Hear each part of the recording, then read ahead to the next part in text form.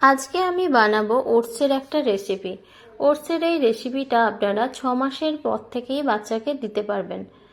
আমার বাচ্চার বয়স এখন 9 মাস। আমি একে এটা 6 মাসের পর থেকেই দিয়ে থাকি। ওকে আমি এটা সকালে ব্রেকফাস্টে দিয়ে থাকি। ওটসের সঙ্গে একটু সুজি মিশিয়ে ভালোভাবে ফুটিয়ে ওর সঙ্গে আমি আরও কিছু মেশাই। ওর সঙ্গে আমি খেজুর মেশাই। খেজুর তো আপনারা জানেন, খেজুর স্বাস্থ্যের জন্য খুব ভালো। এটা ব্রেনের বিকাশে সাহায্য করে এবং হেলথের জন্যও খুব ভালো। আমি দুটো খেজুর দিয়ে থাকি।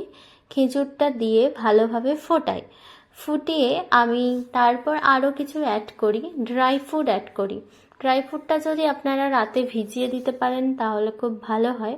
তা না হলে ড্রাই ফ্রুটটাকে ধুয়ে, সাধারণত আমি আমন্ড আর একটা কাজু দিয়ে থাকি, ওটাকে চটজলদি বানানোর জন্য গ্রেটারে গ্রেট করে নিই।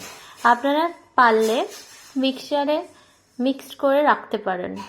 আমি সাধারণত ওকে গ্রেটারে গ্রেট করেই দিয়ে থাকি। গ্রেট করে তারপর ওটাকে আবার ফোটাই। ভালোভাবে ফুটে গেলে ওটাকে আমি রেখে দিই এবং একটি থালাতে দুধ নিয়ে, 1 চামচ দুধ নিয়ে তারপর ওই ওটসের রেসিপিটা থালার মধ্যে ঢেলে দিই।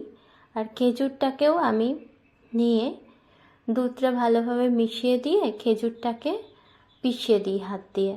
খেজুর তো ফোটালেই নরম হয়ে যায়, তো পিষে দিলে সহজেই পিষে যায়।